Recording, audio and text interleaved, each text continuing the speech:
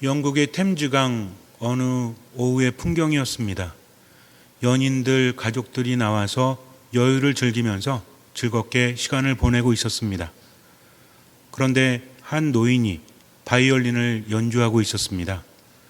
남루한 차림의 노인은 그리 뛰어난 실력을 가지고 있지는 않았습니다. 사람들이 쳐다보지도 않았어요. 노인은 모자를 앞에 놓고 계속해서 연주를 합니다. 그러나 아무도 관심을 갖지 않았어요. 보아하니 국어를 하고 있는 것 같습니다. 하지만 사람들은 관심이 없었어요. 왜냐하면 바이올린 연주 실력이 그리 좋지 않았기 때문입니다. 그런데 한참 전부터 한 사람이 그 노인을 눈여겨보고 있습니다. 그는 노인에게 다가가서 이렇게 말을 합니다. 할아버지, 저는 지금 돈이 없습니다. 그러나 할아버지 사정이 딱해 보이시니 제가 도와드리겠습니다. 잠시 쉬시는 것이 어떻습니까? 그 바이올린을 잠깐 제게 넘겨주십시오. 많이 지쳤기 때문에 할아버지는 조금 쉬어가는 셈 치고 그에게 바이올린을 넘겨주었습니다.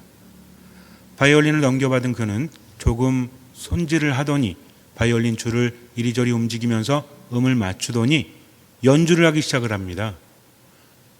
점점 사람들의 관심이 그리로 모이기 시작을 합니다. 너무나 뛰어난 연주였기 때문에 사람들은 모두 넋이 빠져서 그를 바라봅니다. 그리고 한 사람 한 사람 모이기 시작을 해요. 노인의 모자에는 돈이 하나씩 하나씩 쌓이더니 지폐까지도 쌓이게 됩니다. 많은 돈이 쌓였습니다. 연주를 끝낸 그는 할아버지에게 바이올린을 넘겨주고 어디론가 걸어서 사라져 갑니다. 그때 한 사람이 외쳤어요. 저 사람은 파가니니다. 파가니니는 굉장한 바이올린 솜씨를 가진 사람이었죠. 파가니니는 정말 대단한 사람이에요. 그래서 한때는 악마의 바이올린 연주자다라고 불리울 정도로 대단했다고 합니다. 당시에는 그런 이야기가 있었죠. 너무나 대단하면 누구하고 계약을 했다? 악마와 계약을 했다. 악마에게 영혼을 팔았다.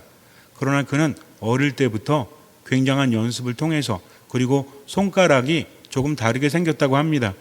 지금으로 치자면 조금 기형이나 병이 있었던 것으로 추정이 됩니다. 왜냐하면 손가락이 너무나 자유자재로 움직였기 때문에 대단한 사람이었다. 어쨌든 중요한 것은 이 이야기에서 우리는 한 가지를 알 수 있죠. 바이올린이 변한 건 아니죠. 할아버지가 연주했던 바이올린이나 파가니니가 연주했던 바이올린은 똑같은 것이었어요.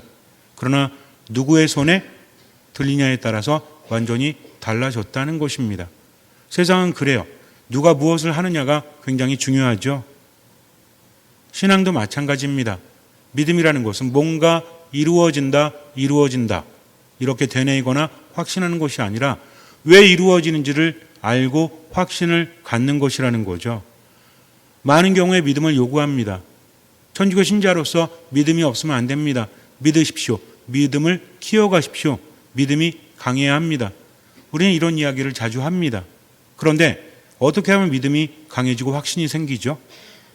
믿고 싶지 않아서 믿음이 안 생깁니까? 우린 믿고 싶죠. 확신하고 싶습니다. 그러나 아무리 믿는다라고 100번을 말해도 믿음은 생겨나는 것이 아니죠. 그렇다면 믿음은 과연 무엇일까? 많은 사람들이 믿음 갖기를 원합니다. 왜냐하면 믿어야만 하느님의 기적이 일어나기 때문에, 내게는 기적이 필요하기 때문에. 그렇다면 어떻게 하는 것이 과연 믿음일까?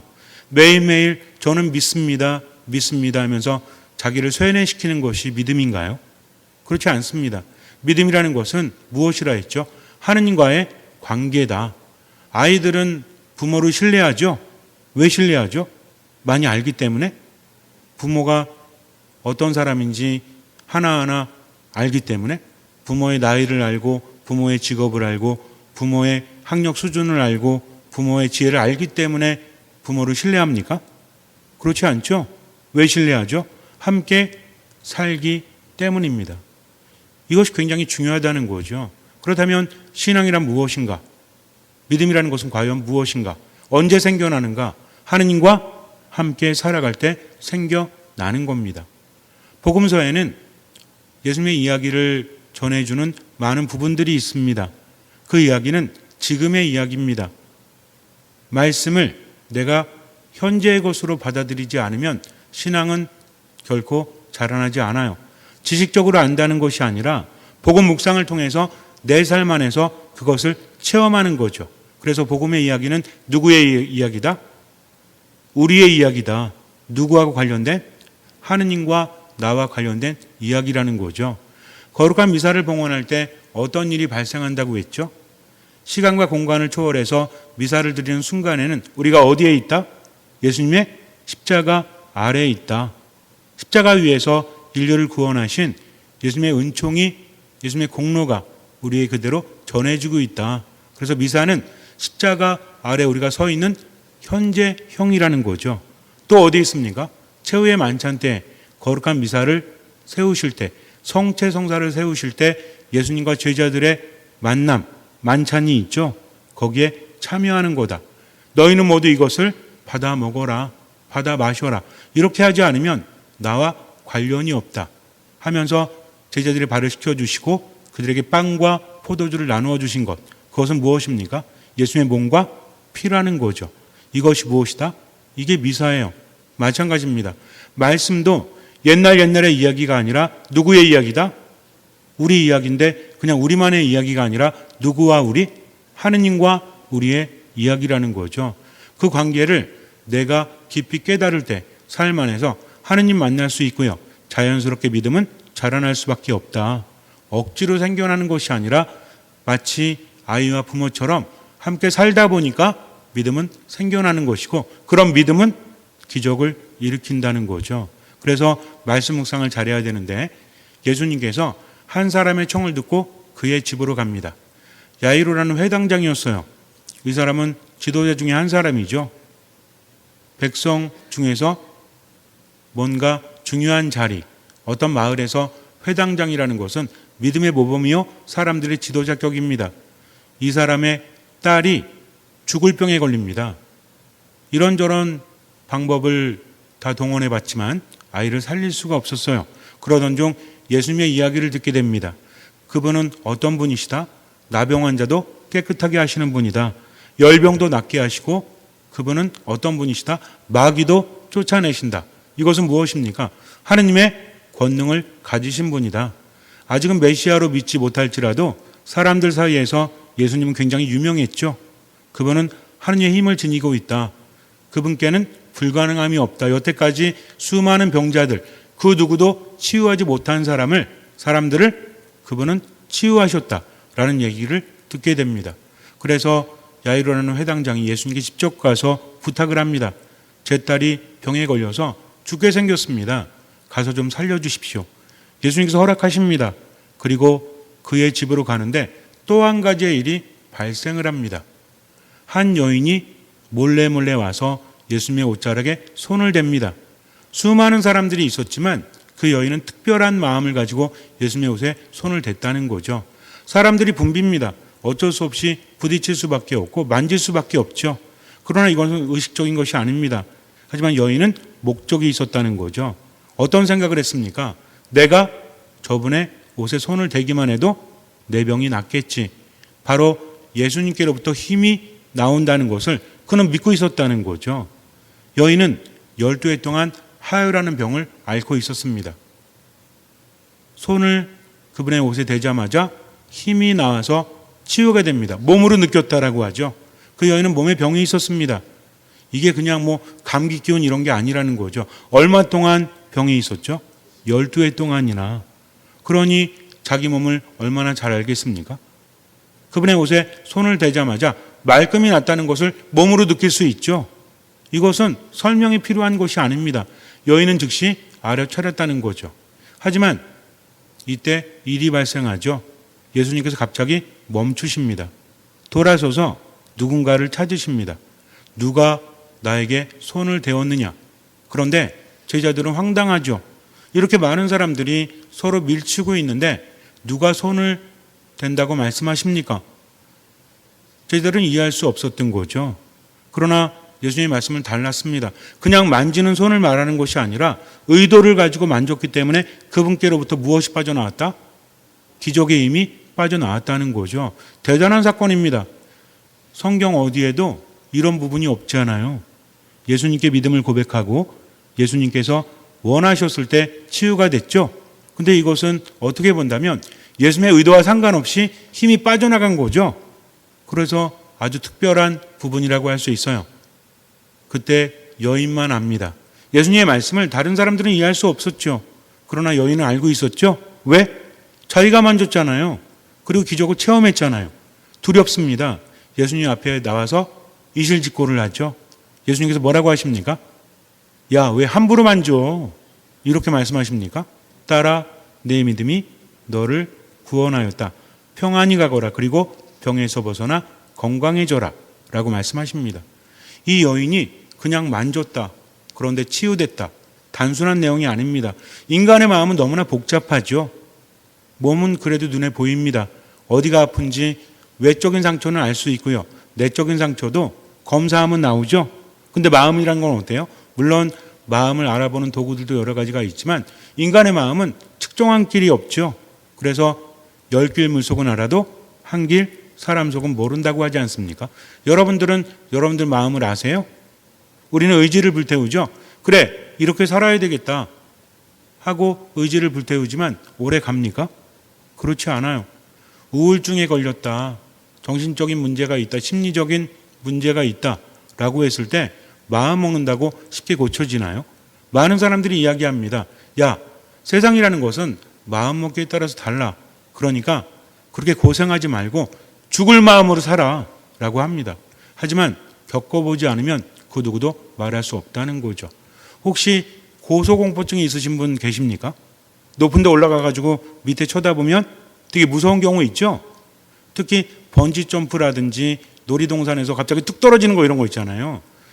고소공포증 걸린 사람은 할 수 있어요? 없어요? 못하죠. 너무나 무서우니까. 옆에서 말합니다. 안 죽어, 괜찮아. 줄이 메어져 있잖아. 괜찮아. 밑에 안전장치 있고 하나도 안 위험해 라고 말하면 그래? 그러면 안 무서워야 되겠다라고 해서 갑자기 안 무서워지면 이거 고소공포증 아니죠. 고소공포증은 뭐예요? 몸이 반응하는 겁니다. 마음의 문제가 몸과 연결이 되어서 움직여지지 않는 거죠. 꽉 잡은 것을 놓지 않습니다. 절대로 한 발 앞으로 나아갈 수 없는 거죠. 어른이 울고불고 난리가 나요. 그 전에 설득해가지고 괜찮아 그래가지고 번지점프대에 올라갔어요. 밑에 보니까 어때요? 죽을 것 같습니다. 꼼짝하지 못하죠. 심지어는 고소공포증 있는 사람은요, 그냥 조용히 누워서 그거 상상만 해도 두려움이 뭘로 느껴져요? 몸으로 느껴집니다. 이게 문제라는 거죠. 아무리 말해도 그거는요, 쉬운 게 아니에요. 우울함에서 벗어나라고요? 여태까지 살아오면서 경험한 인생이 있잖아요. 슬픔과 고통과 아픔이 있잖아요. 버림받았다는 그런 경험이 있잖아요. 이런 것들 때문에 삶이 우울해서 바닥으로 완전히 무너졌는데 어떻게 일어날 수 있습니까? 힘내라는 말, 마음먹기에 따라 다르다는 말로 절대로 힘이 날 수 없다는 거죠. 분노도 마찬가지 아니에요? 화를 내게 되면 행복해요? 내가 어떤 상황에서 막 화를 냅니다. 그리고 어떤 생각하죠? 이제는 화내지 말아야 되겠다. 그러나 똑같은 상황이 되면 견딜 수가 없죠. 또 화가 납니다. 내가 왜 이러지? 그 순간에조차도 내가 왜 이러지라고 생각하는데도 이 분노는 나를 집어삼킨다는 거죠. 이렇게 쉬운 일은 하나도 없습니다. 그런데 12해 동안이나 병을 앓았던 여인, 그냥 병도 아닙니다. 이건 감기도 아니에요. 코로나도 아닙니다. 뭡니까? 하혈하는 병이었다는 거죠. 당시 시대를 한번 생각해 보세요. 지금 같으면 병원 가서 진찰받고 어떻게 고쳐보긴 하겠죠. 당시에는 그러지 못했습니다. 더군다나 여인이 하혈한다는 것은 뭐예요? 12해 동안 하혈했다? 만약에 10대 때 그랬다면 20대가 된 거죠. 20대 때 그랬다면 30대가 된 겁니다. 여자들에게 있어서 10년은 커요, 안 커요? 남자들에게도 크지만 여자들한테 10년은 얼마나 대단합니까? 그래서 세월의 흐름에 남자보다 더 민감한 건 누구다? 여자다. 인정하십니까? 화장품 팔 때도 이러잖아요. 어떤 화장품이 잘 팔려요? 이거를 바르면 10년은 젊어 보입니다. 주름살도 사라집니다. 그러면 비싸도 사겠죠? 남자들은요? 비싸면 웬만하면 안 사지. 아무거나 찍어 바르지 이렇게 생각할지도 몰라요. 그러니까 여인에게 있어서 10년이라는 것은 너무나 크죠. 더군다나 12해 동안 매일매일 경험한 것이 무엇입니까? 아무리 이쁘고 아름다우면 뭐예요? 하혈하는 병이라는 것은 여성으로서의 가치를 상실되게 만듭니다. 그래서 어떻게 했죠? 많은 의사들에게 몸을 보였대요. 지금처럼 뭐 그런 거 생각하시면 안 됩니다. 2000년 전입니다. 여자가 남자에게 몸을 보인다는 것은 아무리 의사라고 할지라도 어때요? 치욕스러운 거죠. 쉬운 게 아닙니다. 문제는 뭐였어요? 어렵게 몸을 보여도 치유되지 않았다는 거죠. 얼마 동안? 12해 동안. 여러분들 같으면 어떻겠어요? 우울증에 안 걸렸겠습니까? 이미 예전부터 걸렸겠죠. 하루하루 살아가는 희망이 있을까요? 무슨 희망이 있어? 더군다나 돈도 모두 탕진했다라고 합니다. 돈도 없죠. 병도 안 나았죠. 그동안 정신적으로 심리적으로 얼마나 힘들었을까요? 완전 바닥입니다. 이런 사람에게 있어서 하루하루 시간이 흐른다는 것은 하루하루 살아가는 겁니까? 하루하루 죽어가는 겁니까? 죽지 못해 사는 거죠. 이 여인에게 희망이 있을까요? 그 기구한 목숨 스스로 끊지 못하고 하루하루 그냥 살아갈 뿐인 거죠. 살아있지만 살아있는 게 아니에요. 음식을 먹는들 맛있을까요? 잠을 잔들 행복할까요? 아무런 희망도 없이 절망을 느끼면서 살아갑니다. 절망에 사로잡힌 인간은요, 정말 힘든 삶이에요. 그 자체가 죽음이요 지옥이죠. 그런데 이 여인에게 한 가지 소식이 전해집니다. 나병 환자가 나았대. 절름발이가 걷는데 여태까지 이런 일이 없었대. 그것은 치유될 수 있는 것이 아니었죠. 중풍병자가 일어나서 이불을 개서 들고 걸어갔대. 말이 됩니까? 말이 안 된다는 거죠. 여태까지 당연하게 여겼던 모든 것들, 내가 아픈 것도 당연한 겁니다. 왜? 치유될 수 없으니까. 앞으로 삶이 더 힘든 것도 당연한 겁니다. 이것을 바꿀 수 있는 존재는 아무도 없다는 거죠. 아무리 힘을 내봐도 안 돼요. 힘을 내는 것도 힘내라고 해도요, 한계라는 게 있습니다. 그 정도까지 땅에 떨어지죠. 힘을 낼 수가 없는 거예요. 하지만 반전이 있었죠. 왜? 내 삶도 그렇지만 중풍병자의 삶도, 손이 오그라든 사람의 삶도, 그리고 나병 환자의 삶도 나아질 수 있는 것이 아니었잖아요. 이 사람들이 모두 나았다. 여긴 공통점이 있습니다. 바로 누구 때문에? 예수님 때문에 이런 이야기를 듣게 됩니다. 희망이 생겨나는 거죠. 희망을 스스로 갖는 게 아니라 희망이 생겨날 수밖에 없었던 거예요. 무엇을 통해서? 들음을 통해서. 그분의 이야기를 듣고 그때부터 말씀이 마음에 꽂힙니다. 왜? 내가 불치의 병으로 절망 속에 있지만 한 줄기 빛이라고 느꼈기 때문입니다. 그래서 여인이 예수님의 이야기를 귀담아 들었겠죠. 처음에는 내 병을 고치실 수 있을까? 그 다음은 무엇입니까? 확신이 생깁니다. 그래, 이건요 그냥 책 보고 들은 게 아니잖아요. 아는 사람들 통해서 들었죠. 처음에 어떤 사람이 얘기할 때는 아유 설마 그렇겠어? 근데 한두 사람의 이야기를 종합하다 보니까 내가 아는 사람들, 나를 속일 리가 없는 사람들의 이야기를 듣게 되니까 그분에 대한 관심을 갖게 됩니다. 예수님을 찾았을까요? 아니면 찾지 않았을까요? 찾았겠죠. 아마 일찍이부터 예수님 옆에 있었을 겁니다. 그분은 알아차리지 못했을 거라 생각하겠지만 여인은 멀리서나마 그분을 살펴보았을 거예요. 그러다가 목격을 했을까요? 안 했을까요? 목격을 했겠죠. 정말 내가 아는 어떤 사람? 그렇지 않습니까? 이 동네가 큰 동네가 아니잖아요. 그러니까 내가 어릴 때부터 봐왔던 사람 중에서 이건 누구도 고치지 못하는 병을 가진 사람이 치유되는 것을 목격했겠죠. 이제 중요한 게 뭐죠? 그분이 나를 치유하실 수 있다. 그렇다면 그분이 나를 치유해 주실까? 어떤 사람을 그분은 치유해 주실까? 어떤 말을 듣게 됩니까? 예수님께서 치유하실 때마다 조건으로 또는 그렇게 되기 위한 뭔가를 말씀하신 것. 돈일 수도 있죠. 뭐 다른 목적일 수도 있죠. 근데 예수님이 돈을 요구하셨어요. 중풍병자 한 1억. 1억도 싼 거야. 중풍을 어디 가서 1억으로 고쳐. 1억 내면은 그래 일어나 라고 하십니다. 나병 환자는 얼마 정도? 한 10억은 받아야지. 10억도 싼 겁니다. 나병이 어떻게 낫습니까? 이렇게 가격을 매기셨나요? 아니죠. 너의 믿음이 너를 구원하였다. 아픈 사람에게 있어서 이건 대단한 겁니다. 그렇다면 나도 믿음을 가져야 되겠다. 믿음이 무엇인가? 처음에는 막연했겠죠. 하지만 그분의 말씀을 듣다 보니까 사람들의 케이스를 보다 보니까, 어떤 경우를 보다 보니까 알게 됩니다. 나병 환자가 어떻게 치유되었는지 연구를 했겠죠. 중풍병자가 어떻게 치유됐는지 연구를 했겠죠. 그러면서 여인은 깨달았어요. 뭘 깨닫습니까? 이게 정말 산교육입니다. 책에서도 배울 수 없는 겁니다. 어떤 사람이 우물 판다고 하죠? 목마른 사람이 우물 판다고 하죠. 목마른 사람이 우물 파다가 죽을지도 몰라요. 우물 언제 팝니까? 이 이야기가 아니죠. 급한 사람은요, 집중할 수밖에 없습니다. 여인도 마찬가지였다는 거죠. 계속 듣고 묵상하고 생각하고 이러다 보니까 깨닫게 됩니다. 무엇을 깨닫죠? 그래, 믿음이라는 것은 저분을 신뢰하는 거야. 가장 중요한 건 뭐냐면 내 병이 낫는다가 아니라 내 병이 나을 수 없을지라도 누가 함께 하시면, 예수님께서 함께 하시면 치유가 이루어진다. 여태까지 많은 경우가 있었지만 공통된 거 하나였죠. 뭐였습니까? 예수님께서 그 자리에 함께 하셨다. 그리고 믿음을 고백하고 그 믿음을 통해서 예수님께로부터 기적이 일어났다. 그러니까 기적이 일어나는 주체는 누구다? 내 믿음이 아니라, 사람들의 믿음이 아니라 바로 예수님이시구나. 저분께로부터 힘이 나오는구나. 그러니 뭐라도 해야 되겠다라고 생각합니다. 여인은 부정하죠. 여인은 부정합니다. 함부로 사람들 앞에 나설 수 없습니다. 부정한 여인이기 때문에 예수님을 함부로 만질 수도 없죠. 그러나 생각합니다. 그렇다면 내가 저분 앞에 나설 수 없다면, 지금 내 상황이 이러니까 몰래 가서 만지자. 그래도 낫겠지. 저분의 힘은 대단하니까. 강아지들도 주인의 식탁에서 떨어지는 빵 부스러기는 먹지 않습니까?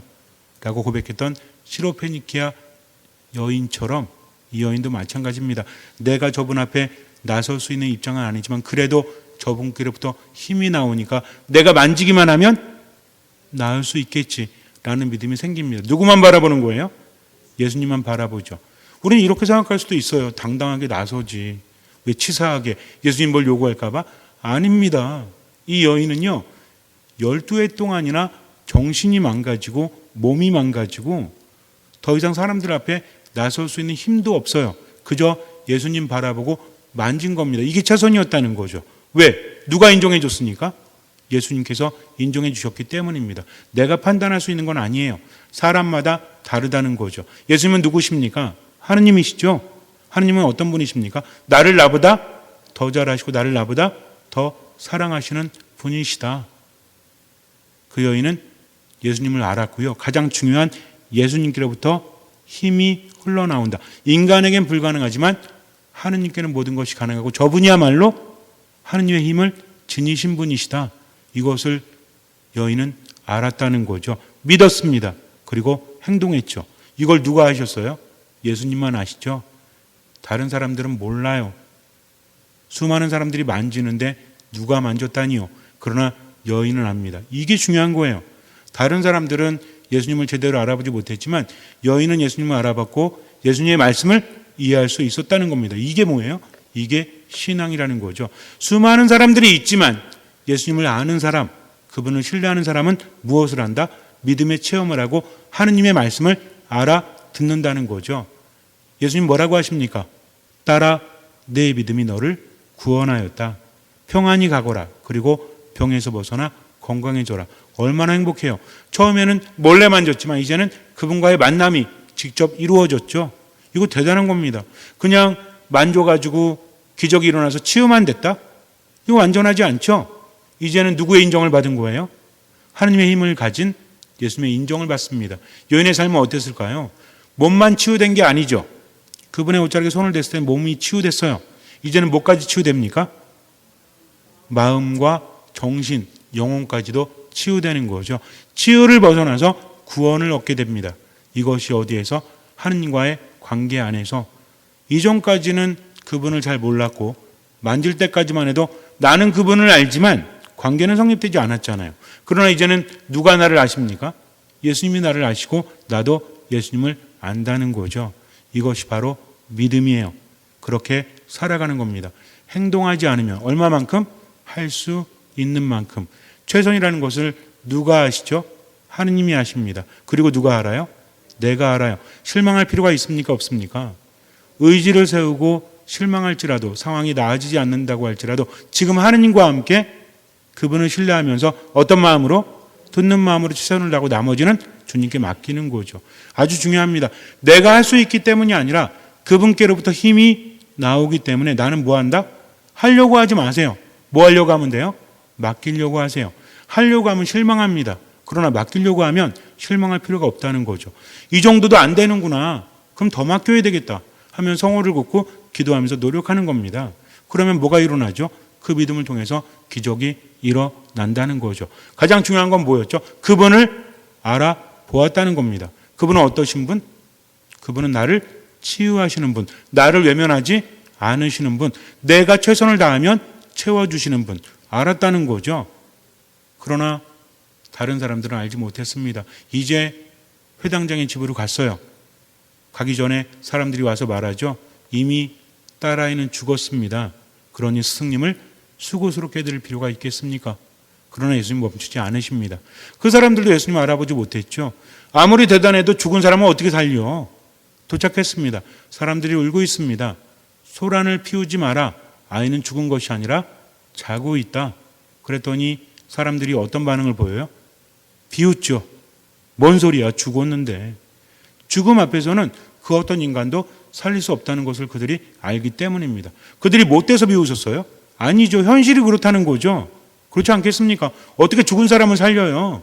말이 안 되는 거지. 이거는 나병 환자를 깨끗하게 하는 거하고는 차원이 다르잖아요. 이미 죽었잖아요. 그때 예수님께서는 그들을 들어오지 못하게 하십니다. 세 제자와 아버지와 어머니만을 데리고 들어가시죠. 그리고 뭐라고 하십니까? 탈리타 쿰, 소녀야 내가 너에게 말한다. 일어나라. 이 소녀는 죽은 거였어요.